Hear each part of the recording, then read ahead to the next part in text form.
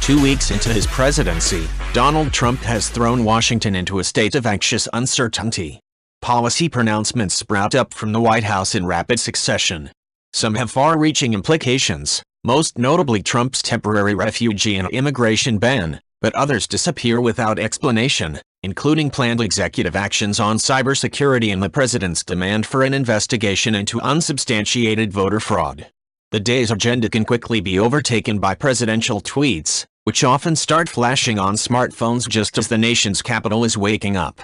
"The last 2 weeks feel like 6 months," said Rep. Thomas Massie, RCI. Indeed, the effect on Washington, as well as the network of lobbyists, businesses and other interest groups that orbit the political power centers, has been dizzying, beyond the normal commotion that typically accompanies a White House transition.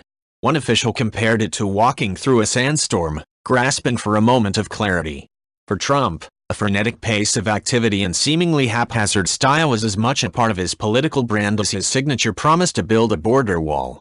In business and as a candidate, he used controlled chaos to keep his rivals off balance and appears to be taking a similar approach to governing.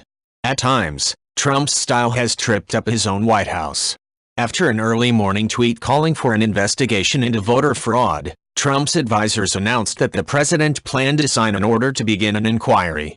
An Oval Office event was scheduled and members of the media were assembled. But the signing was abruptly scrapped and the investigation appears to have been shelved.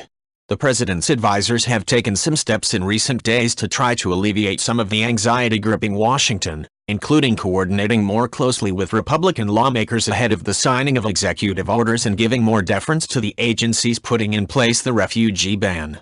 But uncertainty still remains the Capitol's prevailing mood. Just on Saturday, the Departments of State and Homeland Security said they were stopping enforcement of the travel ban after a federal judge put the order on hold. The White House promised a prompt legal appeal. Republicans who back Trump's calls for overhauling President Barack Obama's healthcare law are eager for guidance from the White House on what Trump will require in a replacement package. The insurance industry is becoming more alarmed by the day. Insurers start designing and pricing their offerings for 2018 early in the spring, and there's still no word on tens of billions of dollars in the law's subsidies for consumers' premiums and out-of-pocket costs. "We need predictability, and we need predictability for long periods of time in order to price, and price effectively," Marilyn Tavenner, head of America's health insurance plans, told a Senate committee this past week. Some businesses are on edge, too. Amid fierce customer opposition to Trump's immigration order, Uber CEO Travis Kalanick dropped out of a White House Business Council. Other executives fear theirs could be the next company to wind up in Trump's crosshairs for a high-cost government contract or overseas factory move. "There's dread in corporate America to wake up every morning and see what the latest tweet is," said Tony Podesta, a prominent Washington lobbyist. At government agencies, many of which are waiting for cabinet secretaries to be confirmed, career employees and holdovers from the Obama administration are sorting through executive orders that landed on their desks with little notice, compared with the lengthy interagency discussions that usually precede major policy announcements. The rollout of travel ban was so helter-skelter that a Justice Department lawyer defending the order in court Friday didn't know how many visa holders have been affected.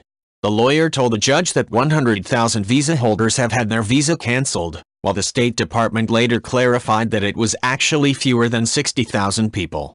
With the ban on hold, the State Department said Saturday it reversed the visa revocation. Trump aides blame any early instability in government agencies on the backlog of cabinet nominees waiting for confirmation votes in the Senate. The president has just 5 cabinet nominees confirmed, far less than Obama at this point in his tenure. If you like this video, please leave a like and subscribe.